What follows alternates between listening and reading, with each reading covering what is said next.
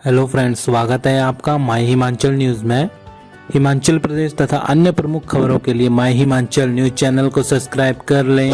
उसके साथ लगे बेल आइकन को भी प्रेस कर दें ताकि हिमाचल की आने वाली खबरें सबसे पहले आपको मिलती रहें।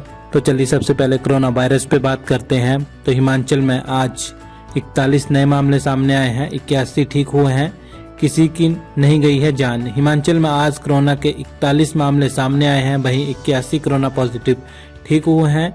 आज किसी भी कोरोना पॉजिटिव ने दम नहीं तोड़ा है। कोरोना का कुल आंकड़ा 57,109 पहुंच गया है। अभी 584 एक्टिव केस चल रहे हैं। अब तक 55,464 कोरोना पॉजिटिव ठीक हो चुके हैं। कोरोना डेथ का आंकड़ा 955 है। सिरमौर में 16, शिमला में 11, कांगड़ा में, चंबा में 4 और कुल्लू, सोलन और ऊना में 2 मामले सामने आए हैं।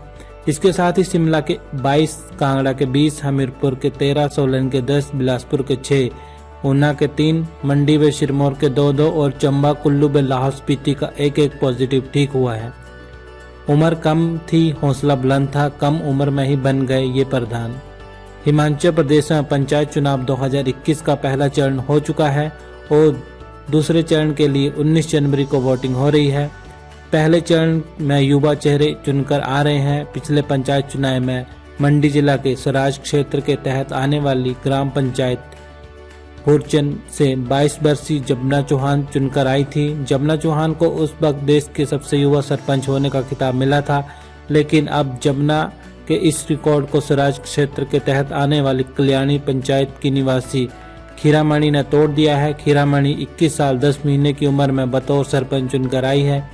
अभी तक खीरामणि को सबसे युवा सरपंच होने का तगमा मिल रहा है। खीरामणि की जन्म तिथि 12 मार्च 1999 है। इस हिसाब से खीरामणि की वर्तमान आयु 21 बार 10 महीने बनती है। विकास खंड रोहडू की पंचायत लोहरकोटी में 22 साल की अंबिका चौहान प्रधान चुनी गई है। इसी पंचायत के अंकुश शर्मा उप प्रधान चुने गए हैं।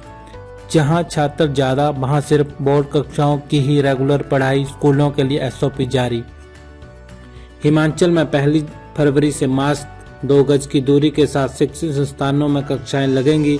सरकार ने सोमवार को इस बाबत एसओपी लिखित में जारी कर दी है। सरकार की ओर से जारी एसओपी के तहत ग्रीष्मकालीन अवकाश वाले राजकीय विद्यालयों में 27 जनवरी से शिक्षक नियमित रूप से उपस्थित होंगे और स्कूल प्रबंधन भारत सरकार के निर्देश अनुसार सैनिटाइजेशन का कार्य पूरा करेंगे। अहम यह है कि जिन सरकारी स्कूलों में छात्रों की संख्या ज्यादा होगी, वहां पर प्रधानाचार्य केवल बोर्ड के छात्रों को ही रेगुलर कक्षाएं लगाने के लिए बुलाएंगे। इसके अलावा दूसरी कक्षाओं के छात्रों को एक दिन छोड़कर बुलाया जाएगा। राज्य सरकार ने ये साफ किया है कि 15 फरवरी के बाद शीतकालीन अवकाश वाले राजकीय विद्यालयों में भी 5वीं व 8वीं से 12वीं तक के छात्र एसओपी का पालन करते हुए शिक्षा ग्रहण करेंगे। सरकार की अधिसूचना में कहा गया है कि हर घर पाठशाला के माध्यम से सभी छात्रों के लिए ऑनलाइन शिक्षण व्यवस्था भी जारी रहेगी। सरकार की एसओपी में बताया गया है कि 8 फरवरी से प्रदेश के सभी महाविद्यालय एसओपी के साथ खुलेंगे। इसके साथ ही प्रदेश में ITI, पॉलिटेक्निक व इंजीनियरिंग संस्थान भी 1 फरवरी से पूरी एसओपी के साथ खोले जाएंगे। फिलहाल सरकार की ओर से जारी एसओपी के अनुसार छात्रों को स्कूल के कैंपस में एकत्र नहीं होने दिया जाएगा, न ही खेलकूद की गतिविधियां और प्रार्थना करवाई जाएगी। जिस छात्र में जुकाम, खांसी और बुखार जैसे लक्षण हैं, उन्हें स्कूल में आने की अनुमति नहीं दी जाएगी। कांगड़ा में वार्ड मेंबर का चुनाव हारने के बाद सदमे से प्रत्याशी की मौत। हिमाचल में पंचायती राज चुनाव का पहला चरण काफी रोमांचक रहा। कई युवा जीते, कई पुराने प्रधान को हार का मुंह देखना पड़ा। कई जगह लोगों ने अपने जीतने की खुशी मनाई तो कई जगह लोगों को मायूसी हार लगी। वहीं जिला कांगड़ा के पालमपुर क्षेत्र में एक पंचायत के प्रत्याशी की चुनाव में हारने के बाद सदमे से मौत हो गई। उपमंडल भवाना के अंतर्गत आने वाली सुलह की बारी पंचायत की ये घटना है। प्रत्याशी को परिणाम के बाद हार्ट अटैक आया और उसकी मौत हो गई। मृतक व्यक्ति की पहचान राजेश कुमार 35 साल के रूप में हुई है। बताया जा रहा है कि राजेश कुमार ने बारी से वार्ड मेंबर का चुनाव लड़ा था और इलेक्शन में उन्हें हार का मुंह देखना पड़ा था। इसके बाद वे वापस घर लौट आए और बाद में उनकी मौत हो गई। सिंधु बॉर्डर से रिज पर धरना देने वाले 3 लोग हिरासत में लिए। पंचायती राज चुनाव के बीच पंजाब के सिंधु बॉर्डर से किसान आंदोलन के समर्थन में रिज पर प्रदर्शन करने वाले 3 लोगों को पुलिस ने हिरासत में लिया है। इनकी पहचान कर्णदीप संधू, हरप्रीत सिंह पंजाब और गुरप्रीत सिंह चंडीगढ़ के रूप में हुई है। मंगलवार सुबह तीनों प्रदर्शनकारी चर्च के सामने किसान आंदोलन के समर्थक में बैनर लेकर खड़े थे। इस पर पुलिस तीनों को पकड़कर थाने ले गई। दोपहर बाद उन्हें मजिस्ट्रेट के समक्ष पेश किया। एसडीएम शहरी मंजीत शर्मा ने बताया कि तीनों व्यक्तियों को 5-5 हजार रुपए के मुचलका राशि भरने पर जमानत देकर छोड़ा गया है। उन्होंने दोबारा ऐसा नहीं करने के लिए शपथ पत्र दिया है। नए साल में तीसरी मर्तबा किसान आंदोलन के समर्थन में बाहरी राज्य के लोग रिज मैदान पर पहुंचे हैं। इससे पहले 31 दिसंबर और 10 जनवरी को रात को रिज पर प्रदर्शनकारी किसान आंदोलन के समर्थन में नारेबाजी कर चुके हैं। पुलिस अधीक्षक मोहित चावला ने बताया कि सूचना मिली थी कि कुछ बाहरी राज्य के लोग रिज मैदान शिमला में धरना प्रदर्शन करने पहुंचे हैं।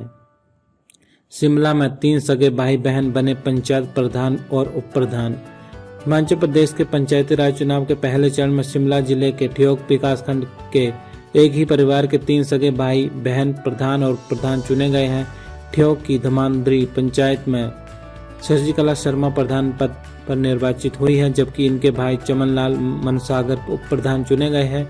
सगी बहन सत्यादेवी शर्मा ठियोग की बलगाहर पंचायत से निर्विरोध प्रधान चुनी गई है। ठियोग विकासखंड में ये पहली बार है जब एक ही परिवार के 3 सगे भाई बहन पंचायती राज चुनावों में प्रधान और उप प्रधान चुने गए हैं।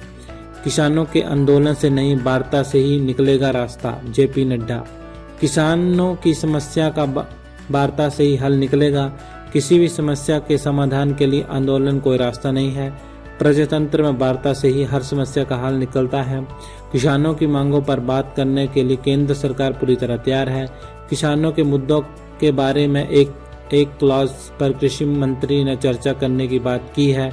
ये बात भाजपा राष्ट्रीय अध्यक्ष जेपी नड्डा ने की। उन्होंने कहा कि कोटिपुरा एम्स में जल्द ही ओपीडी शुरू की जाएगी। एम्स में स्टाफ की नियुक्ति को लेकर कुछ समस्या चली है, जिस पर वो दिल्ली जाकर बात करेंगे और इसे जल्द शुरू करवाने के लिए कार्य करेंगे।